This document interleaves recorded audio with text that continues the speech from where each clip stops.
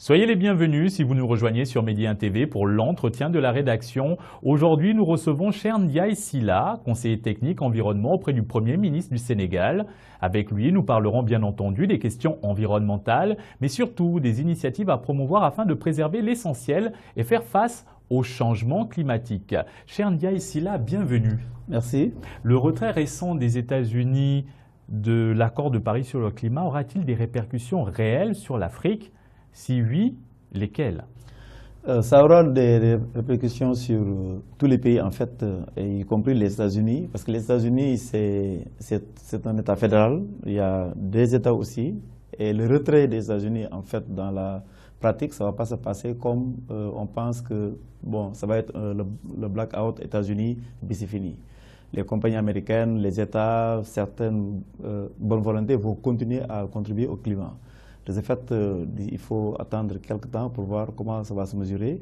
Mais ça a cassé un peu le momentum et le compromis qu'on avait à l'accord de Paris. C'est un accord très diplomatique et très consensuel.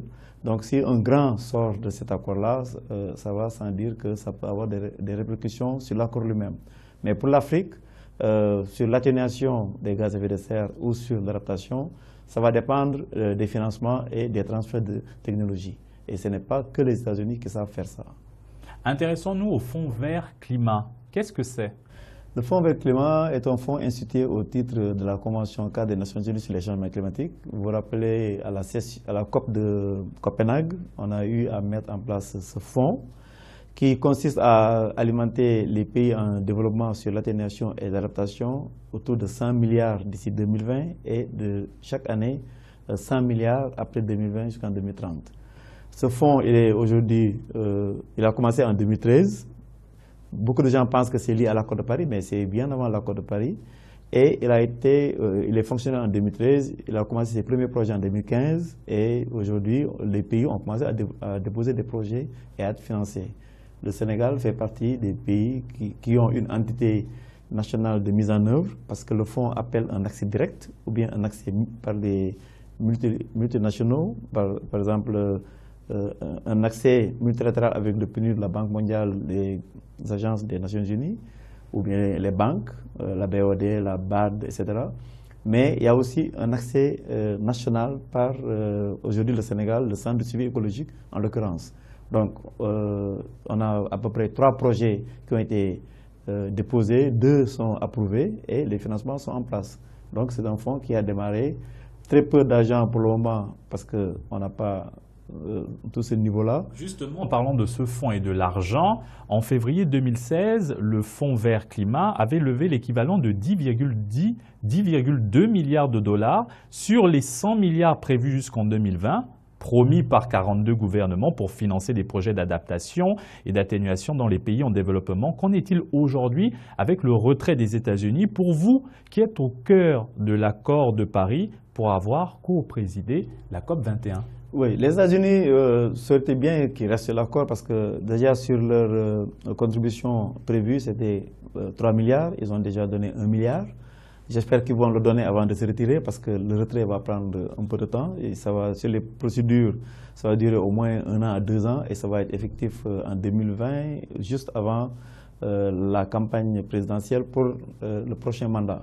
Bon, donc beaucoup de choses peuvent se passer.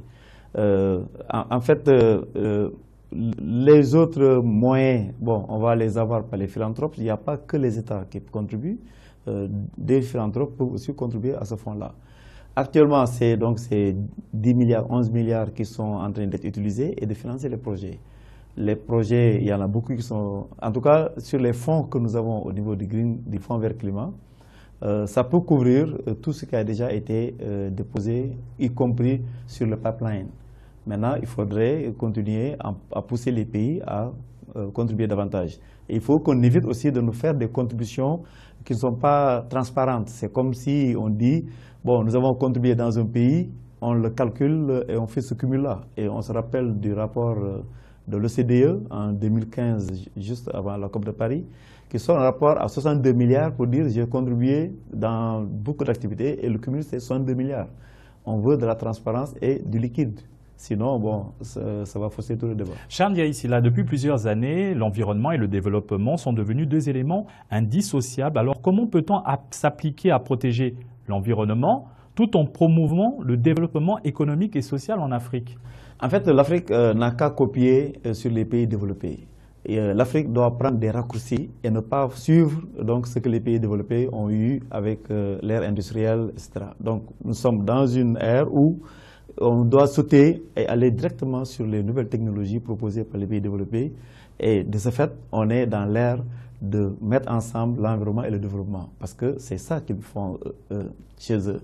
Il faut qu'on évite donc certaines pollutions, certaines technologies, des dumpings de produits chimiques, d'industrie, et qu'on ait un bon cadre de vie. Un bon cadre de vie, c'est une bonne qualité de l'air, une bonne eau, un reboisement, qu'on évite des déchets éparpillés un peu partout, des déchets dangereux qu'on nous amène.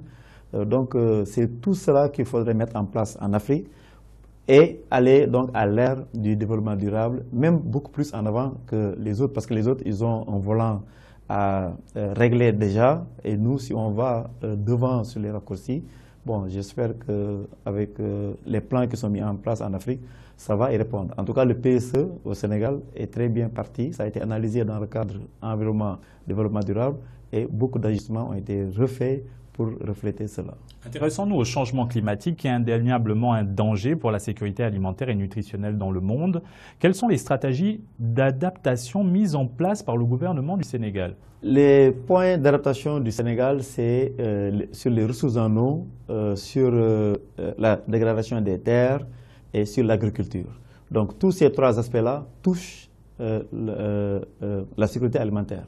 Et c'est dans ce cadre-là que les projets du Sénégal, les programmes du Sénégal qui sont développés sur les changements climatiques en rapport avec l'adaptation vont travailler sur la protection côtière. Donc l'intrusion saline, éviter de dégrader les terres, et ça règle un peu quelque part le problème du tourisme et en tout cas la conservation des terres et des sols et des espèces dans la mer. Les autres aspects, c'est l'intrusion saline aussi qui va un peu saliniser la nappe phréatique qu'il faut utiliser pour l'agriculture. Et ce sont les terres dégradées aussi que ça va régler. Donc en attaquant l'adaptation par le biais de l'érosion côtière au Sénégal, on a les trois piliers qui posent véritablement les problèmes d'adaptation au Sénégal, les ressources en eau, l'agriculture et la dégradation des terres.